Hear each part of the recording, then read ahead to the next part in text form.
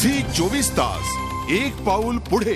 दिल्ली पोलिसांनी अटक केलेल्या नागपूरच्या उल्हास प्रभाकर खैरे आणि रक्षा खैरे या बंटी बबली जोडीनं अनेकांची फसवणूक केल्याची प्रकरणं उघडकीस येत आहेत।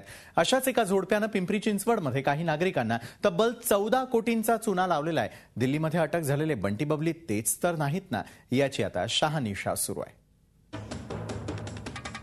पिंपरीत मोशी परिसरात राहणाऱ्या प्रणित बाविस्कर आणि वृषाली बाविस्कर या जोडप्यानं स्टेशनरी सप्लायरचा व्यवसाय सुरू केला होता। यात गुंतवणूक केली तर भरपूर नफा देतो असं आमिष त्यांनी लोकांना दाखवलं। त्यांच्या या आमिषाला बळी पडत अनेकांनी त्यांच्याकडे पैसे गुंतवले। सुरुवातीला त्यांनी चांगले पैसेही दिले, त्यानंतर ही जोडगोळी अचानक गायब झाली। या जोडप्यानं लोकांना थोडं नव्हे तर तब्बल 14 कोटींना गंडा घातला।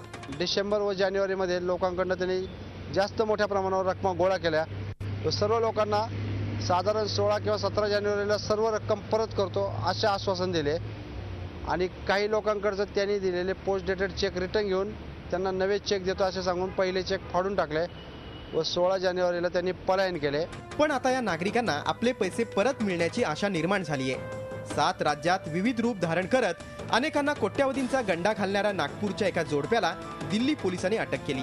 ते जोडपं पिंपरीतही आले असण्याची शक्यता आहे। पोलिसही ही शक्यता तपासून पाहत आहेत। त्यासाठी पोलिसांचं पथक दिल्लीलाही जाणार आहे। अद्यापपर्यंत ही माहिती कन्फर्म झालेली नाही। आम्ही दिल्ली पोलिसांशी संपर्क साधतोय आणि यातला जो बाविस्कर नावाचा आरोपी आहे तोच आहे का याची आम्ही पडताळणी करतोय। मोठ्या आशेनं लोकांनी आपल्या आयुष्यभराची कमाई बाविस्कर जोडप्याकडे दिली होती। आता दिल्लीत सापडलेली बंटी बबलीची जोडी म्हणजे बाविस्कर पती पत्नीच असावेत ही प्रार्थना फसवणूक झालेले नागरिक करतायत।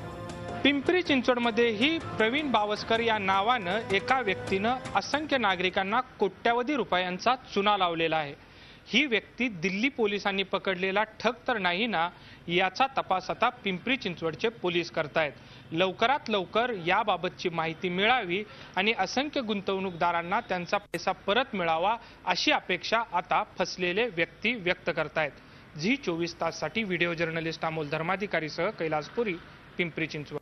झी 24 तास एक पाऊल पुढे।